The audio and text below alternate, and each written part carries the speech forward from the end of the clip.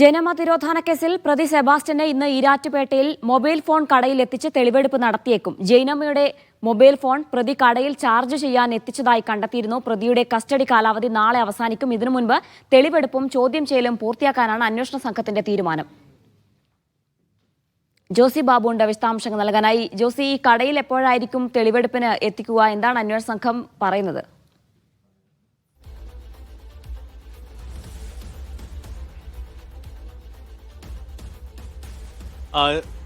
Jeena, crime branch കസ്റ്റഡിയിലുള്ള സെബാസ്റ്റ്യനുമായി ഇന്ന് രാവിലെ ദൈനംദിന വൈദ്യപരിശോധനയ്ക്ക് അന്വേഷണ സംഘം പുറത്തേക്ക് പോയിരിക്കുകയാണ്. അല്പസമയത്തിനകം വൈദ്യപരിശോധന പൂർത്തിയാക്കി വീണ്ടും ഞാൻ ഇപ്പോൾ നിൽക്കുന്ന കോട്ടയം ക്രൈംബ്രാഞ്ച് ഓഫീസിലേക്ക് എത്തിക്കും. അതിനുശേഷമായിരിക്കും തുടർന്നുള്ള തെളിവെടുപ്പ് നടപടികളടക്കമുള്ള കാര്യങ്ങളിലേക്ക് അന്വേഷണ സംഘം കടക്കുക. ഈരാറ്റുപേട്ടയിൽ നേരത്തെ ജയനമ്മയുടെ മൊബൈൽ ഫോൺ ചാർജ് ചെയ്ത കടയിൽ എത്തിക്കുമെന്നുള്ള വിവരങ്ങൾ ഉണ്ടായിരുന്നു.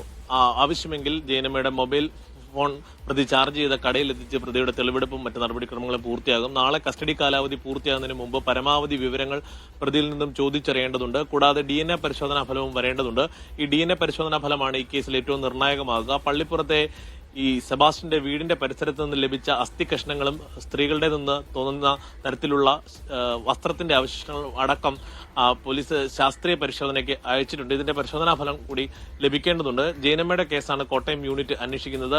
മറ്റ് സ്ത്രീകളുടെ തിരോധനവുമായി ബന്ധപ്പെട്ടുകൊണ്ടുള്ള കേസ് ആലപ്പുഴ ക്രൈംബ്രാഞ്ച് യൂണിറ്റാണ് അന്വേഷിക്കുന്നത്. ജയനമ്മയെ കൂടാതെ ബിന്ദു, അതോടൊപ്പം തന്നെ ആയിഷ, അതോടൊപ്പം മറ്റൊരു സിന്ധു എന്നൊരു യുവതിയുടെ തിരോധാനവുമായി സെബാസ്റ്റ്യന് ബന്ധമുണ്ട് എന്നുള്ള കാര്യമാണ് ഇപ്പോൾ പുറത്തു വരുന്നത്. എന്നാൽ ഇപ്പോഴും പൂർണ്ണമായും അന്വേഷണ സംഘത്തോട് സഹകരിക്കാനോ അല്ലെങ്കിൽ വിവരങ്ങൾ പങ്കുവെക്കുവാനോ സെബാസ്റ്റ്യൻ തയ്യാറാകുന്നില്ല എന്നാണ് നമുക്ക് മനസ്സിലാക്കാൻ സാധിക്കുന്നത്. സെബാസ്റ്റ്യനെ നിന്നും പരമാവധി വിവരശേഖരണം പൂർത്തിയാക്കേണ്ടതുണ്ട്. ആവശ്യമെങ്കിൽ ഈ തിരോധാനത്തിൽ കാണാതായ യുവതികളുടെ ബന്ധുമിത്രാദികളെ കൂടി വിളിച്ച് വിവരങ്ങൾ അന്വേഷണ സംഘം തേടും. അതോടൊപ്പം സെബാസ്റ്റ്യന്റെ ഭാര്യയിൽ നിന്നും വിവരങ്ങൾ തേടേണ്ടതുണ്ട്.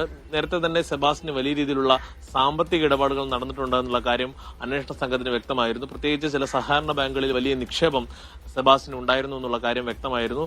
ഇക്കാര്യങ്ങളിലൊക്കെ പണം എങ്ങനെ വന്നു എന്നുള്ള കാര്യത്തിലടക്കം ചില വ്യക്തത വരുത്തേണ്ടതുണ്ട്. അക്കൗണ്ട് വിവരങ്ങളും അതോടൊപ്പം സാമ്പത്തിക സ്രോതസ്സും അന്വേഷണ സംഘം പരിശോധിക്കും. പ്രധാനമായും താൻ വിദേശത്ത് ജോലി ചെയ്തിരുന്ന സമയത്ത് സമ്പാദിച്ച പണമാണ് ഇതെന്നാണ് സെബാസ്റ്റ്യന്റെ മൊഴി. പക്ഷേ അത് പൂർണ്ണമായും അന്വേഷണ സംഘം വിശ്വാസത്തിൽ എടുത്തിട്ടില്ല.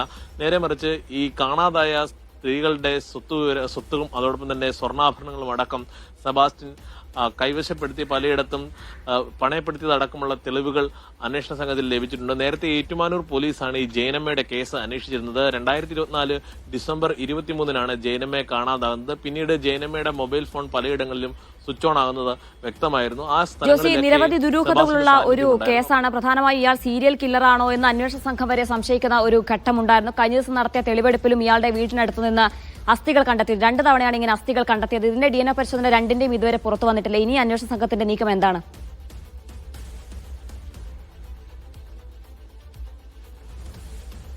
ജീന, തീർച്ചയായും ഈ DNA പരിശോധന ഫലമാണ് ഈ കേസിൽ ഏറ്റവും നിർണായകമാകുക. ഈ കാണാതായ യുവതികളുടെ അല്ലെങ്കിൽ വീട്ടമ്മമാരുടെ DNAയുമായി ഈ ബന്ധുക്കളുടെ DNAയും അടക്കമുള്ളവ ശേഖരിച്ച് ഇത് ക്രോസ് മാച്ച് ചെയ്ത് ഇത് മാച്ചായാൽ മാത്രമേ ഇത് ആരാണ് മരണപ്പെട്ടെന്നുള്ള കാര്യം ശാസ്ത്രീയമായി തെളിയിക്കാൻ കഴിയുകയുള്ളൂ. അത് തന്നെ മാത്രമായിരിക്കും കോടതിയിൽ നിലനിൽക്കുകയും ചെയ്യുകയുള്ളൂ. എന്തായാലും അത്തരം നടപടികൾക്ക് ശാസ്ത്രീയ പരിശോധനാ ഫലങ്ങൾ ലഭിക്കേണ്ടതുണ്ട്. ഇക്കാര്യങ്ങളാണ് ഇപ്പോൾ അന്വേഷണ സംഘം അത്തരം നടപടികളാണ് മുന്നോട്ട് കൊണ്ടുപോകുന്നത്. അത് വൈകാതെ തന്നെ ലഭിക്കുമെന്നാണ് അറിയാൻ കഴിയുന്നത്. ജയനമ്മയുടെ ബന്ധുമിത്രാദികളുടെ DNA സാമ്പിളുകൾക്കായുള്ള രക്തപരിശോധന കോട്ടയം മെഡിക്കൽ കോളേജിൽ പൂർത്തിയായിരുന്നു. മറ്റ് കാണാതായ സിന്ധു, ആയിഷ, അതോടൊപ്പം തന്നെ ബിന്ദു പത്മനാഭൻ അടക്കമുള്ളവരുടെ ബന്ധുമിത്രാദികളുടെ രക്ത സാമ്പിളുകളും DNA പരിശോധനയ്ക്കായി ശേഖരിച്ചിട്ടുണ്ട്. ഇതിനിടെ ബിന്ദു പത്മനാഭന്റെ പേരിൽ രൂപീകരിച്ച ആക്ഷൻ കൗൺസിൽ മുഖ്യമന്ത്രിക്ക് കത്ത് നൽകിയിട്ടുണ്ട്.